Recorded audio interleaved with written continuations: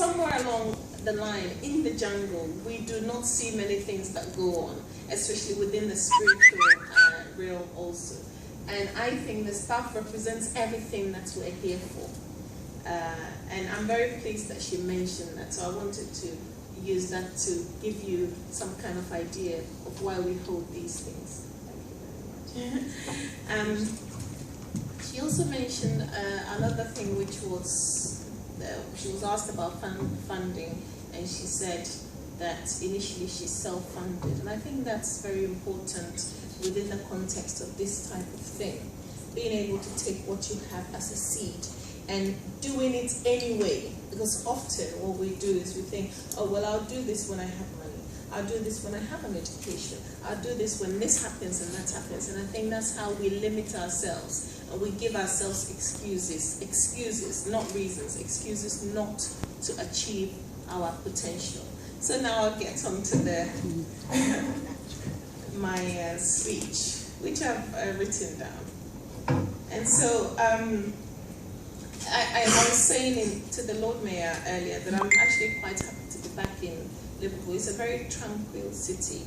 I don't know if it's because when I was here the last time, a few months ago, for another function by Voice of Nations. And I'm very thankful that they have invited me back today to Liverpool. I feel very much at peace when I come here. I threatened to move to Liverpool the last time I was here. And I'm still considering it. Recently in my country, Ghana, oh, actually, there was something else I was going to mention. Before I go on, I think it would be improper if I didn't address this. I get often introduced as the Queen of Ghana.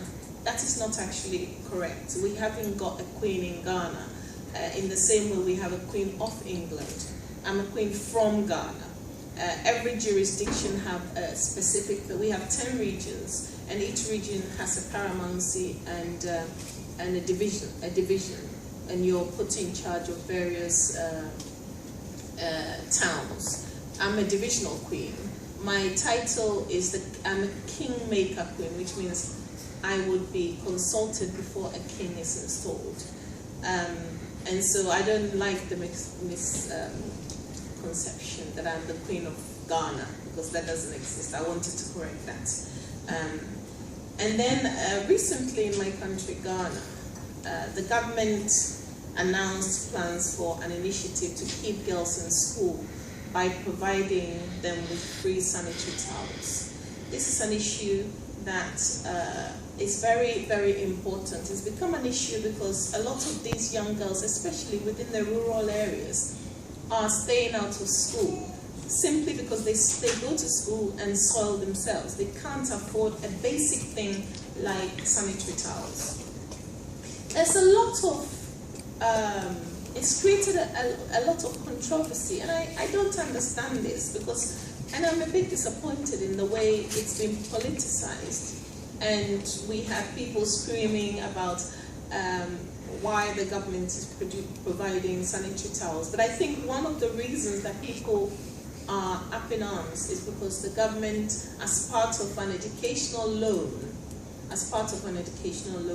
had inserted this to run this project so that the girls will be kept in school. And I think people are of the opinion that we should not be doing this. We should not be getting a loan to provide sanitary towels. I mention it for one specific reason.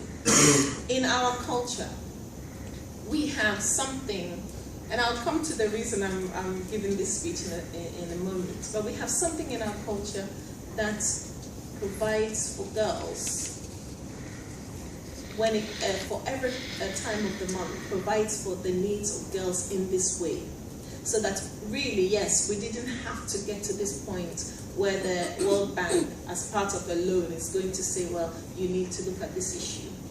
We have what we call puberty rights. I think in the Jewish tradition, they have a similar thing, but it's bar mitzvah for boys, and then I think bat mitzvah for girls. Now, we call it puberty rights. In certain parts of Ghana, we call it the Dippo rights. And within those rights, we teach children chastity, how to keep themselves from having sexual intercourse until they're very, very, very old. My daughter has been through the rites. As soon as they hit puberty or they have their very first period, we take them through this program. We teach them chastity, respect for self, respect for others, how to maintain their dignity in every situation, how to carry themselves. We teach them enterprise. So part of the puberty rite ceremony is inviting everyone present to put money in a pot. And that money, the parents can never touch, even if you're starving. The parents have a responsibility to the child. You cannot touch that money. It is a seed for when they grow. And as Sylvia mentioned when she was speaking, being able to, they might want to set up a business at some point, and so on and so forth. And part of that, more importantly, because we do this when they have their first period, we invite every woman coming. We don't do it with the men, but with the women coming.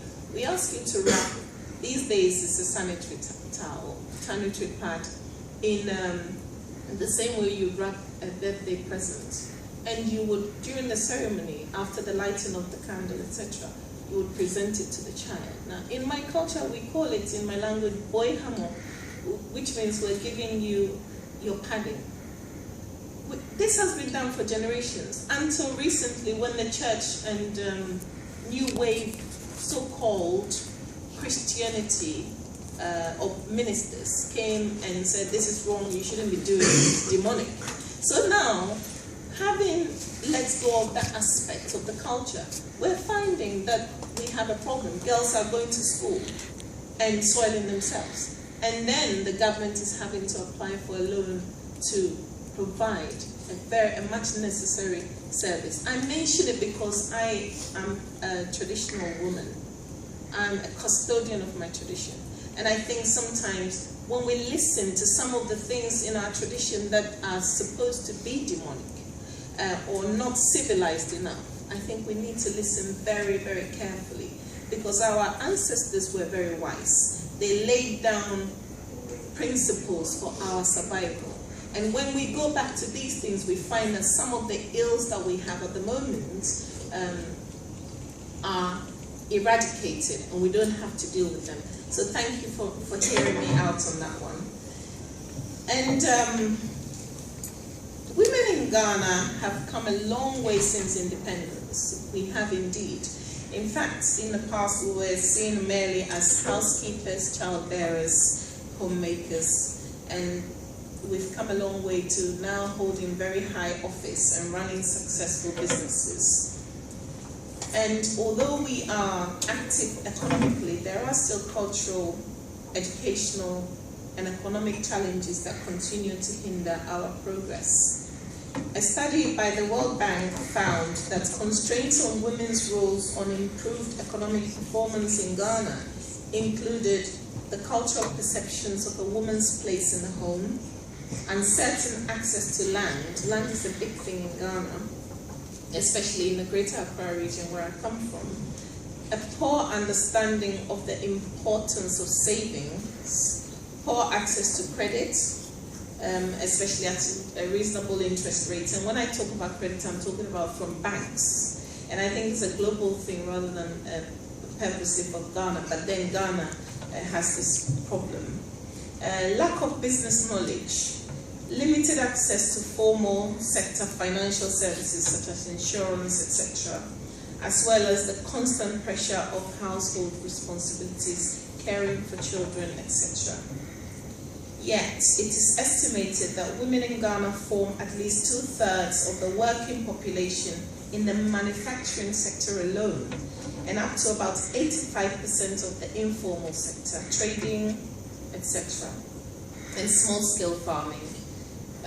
This in itself is particularly impressive, considering it has been achieved within the space of a generation. It is a demonstration of the shift in the economic atmosphere that enables many more Ghanaian women to access skills necessary towards establishing and running a business. And since achieving independence in 1957, Ghana, despite the challenges of the 70s and 80s, has achieved enough political stability to earn itself the goodwill from not only across the African continent, but also from the international community as well. The result, of course, is that our economy is conducive and very attractive to investment, business, and development. We have become a force to, oh gosh, no, actually, I think we've skipped a page somewhere, hold on, and I shall find it. Yes, rising investment has influenced Ghana's economic prosperity, being one of the fastest growing economies in 2011, growing 20.2% in the final half of the year, according to Economy Watch. In addition, our natural resources such as gold, cocoa, manganese, bauxite, etc., have contributed, recently oil, have contributed to boosting our gross domestic product by a very large margin indeed. Within this economic environment, the tool that has been especially effective in empowering women in Ghana has been microfinance. I personally believe passionately in the microfinance sector. We started off in Ghana with something called Tsotsoo, and the way Tsotsoo works is this: a group of women, it's mainly women, we come together and we each contribute an amount and put it together. And the first bulk is given to one person, and then they in turn carry on doing the same things, given to number 2, number 3, until everyone has got bulk money as capital. And the choice of who goes first is usually decided among the group of women. And that has worked very, very effectively. Some of the challenges, of course, has been when someone suddenly passes away, and also, you know, in a few cases where somebody might decide to be selfish and not contribute towards others. But most of the time, it's highly, highly successful. The UN Declaration of the year 2005 as a year of microfinance resulted in the formulation of Ghana's microfinance policy of 2006. According to the Economic Web Institute, Ghana provided subsidized credit in the 1950s, establishing an agricultural development bank in 1965 for fish and farm loans, and required commercial banks to set aside 20% of their portfolios for agriculture and small-scale industries in the 70s and early 1980s. There are currently about 233 microfinance companies in Ghana, serving well over 360,000 clients, and about 85% of whom are women. The result is that the female labor force participation rate in Ghana today is estimated at 50.1%. With improved education, the prosperity of the country, and a stable microfinance sector, the tackling of certain harmful cultural and gender-biased practices, the women of Ghana are making a tremendous impact in the entrepreneurial world that cannot be denied, with some of the highest offices in the land now being occupied by women. And I will name a few. We have Joyce Adeline Bamford Addo. She's the first female speaker of Ghana's parliament. And Mrs. Georgina Theodora Wood, the Chief Justice of Ghana. Mrs. Elizabeth Robertson, Inspector General of Police. Mrs. Elizabeth J, Director of Ghana Immigration Service, and Nana Oyelitha, who is the Minister for Gender, Children and Social Protection in Ghana. These are some of the most powerful women in my country at the moment. Ladies and gentlemen, I cannot conclude this topic without telling a little bit of my own story as a mother, a queen, a professional, and a businesswoman. I say that often the perception about someone in my position is that we have got it all together and everything is so perfect. I've said this very often. I think my kids will testify to the contrary. If you happen to be in my household Monday to Friday when we have school runs, etc., you realize that everything is pretty ordinary, just like every mother on earth. I am screaming at people to wake up and get ready.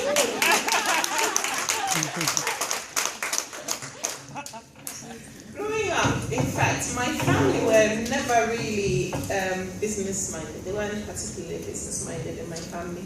We were more academically minded. So my mother was a teacher. She wanted us to go to school and be doctors, nurses, engineers, whatnot.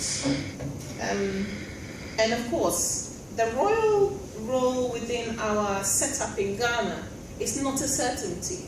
So unlike Prince William and Harry, who know that they're going to assume a certain position, with ours it's slightly different. We have royal households.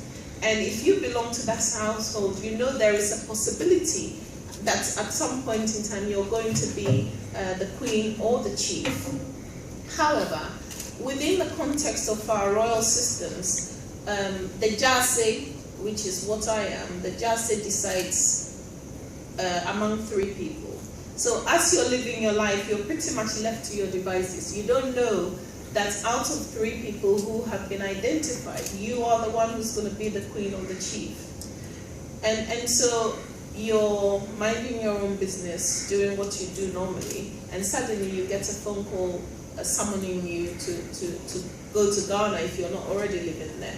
And if you are, once a decision has been made as to character, ability, etc., you will be captured wherever you are, and people stalk you literally, and you find yourself, for instance, on the beach, and you hear drums and whooping, and you'll be captured.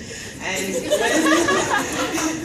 when that is done, traditionally what you do is slaughter a white sheep and pour the blood on your feet, and you cannot go back after that. You can't say no. People tend to run. Run in the sense that they try to avoid it, because they don't want to assume their responsibility. It's a grave responsibility. That's how it works. So that's how I found myself becoming a queen, going to Ghana, in fact, with the children, and being captured in essence, and having to plead that actually I have had to grow up and live in UK for so long. My kids are going to school. You have to leave me to go and sort my household out and come out. And I promise I won't run away. And so they kindly let me come back and sort the children out. And we went back, and I was duly installed. Now, I mention that because royalty, being a mother, being a businesswoman, etc., and a professional before them, because I used to work in the City of London before I started business. It's a huge responsibility. But the business aspect of it actually came about because in Ghana we have a market called Makola in the Greater Accra region. The women in Makola market are formidable. Formidable women, they're scary. We used to be in awe of them.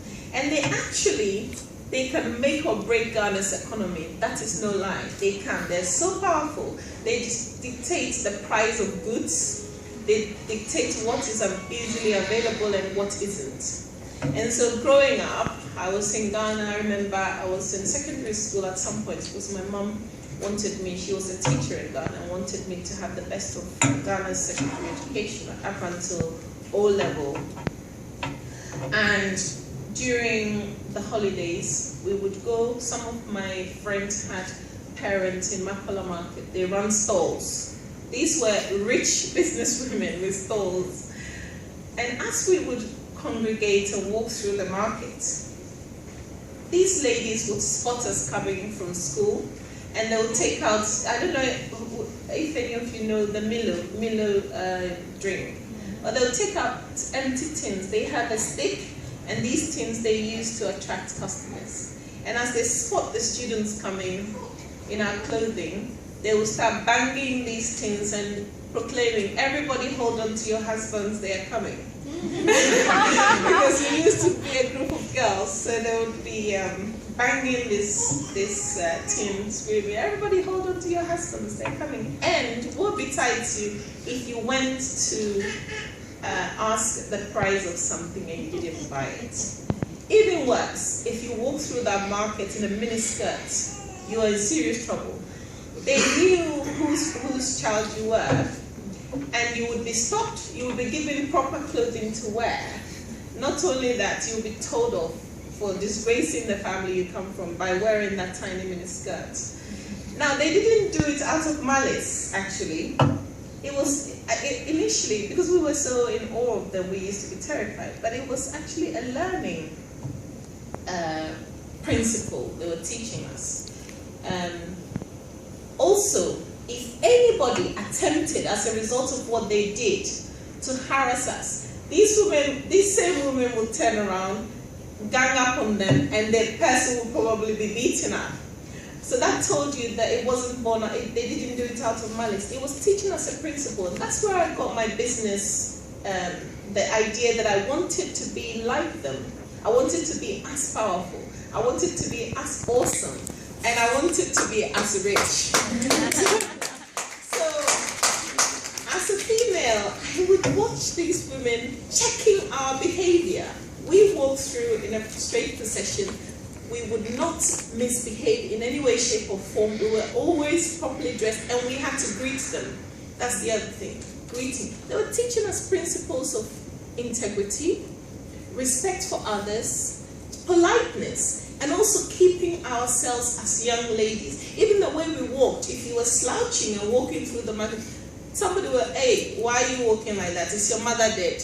You know, and it wasn't because it was because you checked yourself immediately and you assumed the position of a lady, how you would walk, the way you spoke. Why are you speaking so loudly? Do you think I'm deaf? You know, things like that. And funnily enough, for me, that is where Ghana's economy was as a woman. Also, that is where I got my buzz for business. So I started thinking, one day when I grow up, after my education, I'm going to own a business. Not only to get these women back and do it to their children, what they've but also to have the level of confidence, the level of power, and probably also be able, in my own way, to impart the principles that I learned without realizing it, subconsciously learned from these women.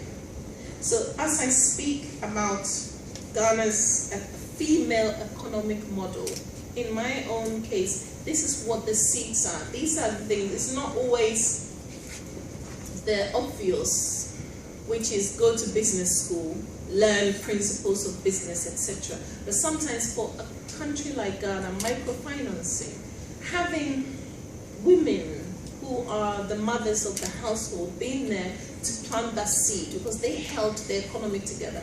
Plant the seed of business, plant the seed of how to hold the economy together in our minds is what captures the imagination of the Ghanaian women more. And of course, now we've got education, which is doing fantastically in promoting the need for the woman to be economically independent. And I have to say, I'm very grateful that I'm in this position as a queen. I'm grateful that I have my children and my family who supports me. And of course, my king, we call him Oblimpong. Oblimpong means the greatest of the great. And Ni Kojo Abebiu, and Ni Tete Okwe, my chief, who are in Ghana at the moment. I'm very proud of them because they support and they push. They are more feminist than I am, because they support and they push. And woe betides anybody who tries to say, well, she's a woman, so you can't allow her to do this. They will fight you and make sure that I go and do what I need to do. At this point, I want to say also that as a queen, I'm privileged enough to have access to assets. In our tradition, we don't always have the money, but we have assets, lots of it. So I would like to invite anyone who is interested in investing in Ghana. We have various major projects that we need investments for.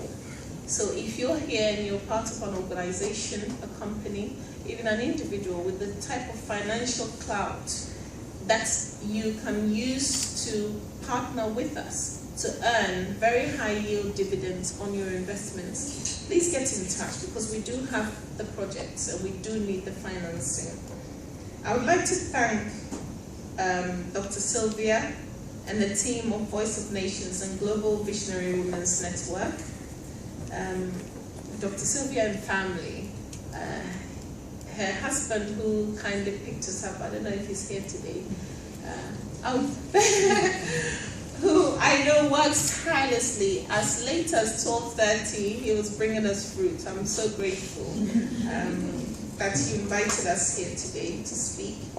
I thank my children yet again, my entourage. We're meant to be many. In fact, we had 3 more people coming from Ghana, but as we speak, they've just been issued their visa, so they couldn't come today. And ladies and gentlemen, thank you for listening. I hope a little bit of what I've said has had some kind of an impact on you. Yeah, and I hope you enjoy the rest of the day. Thank you very much.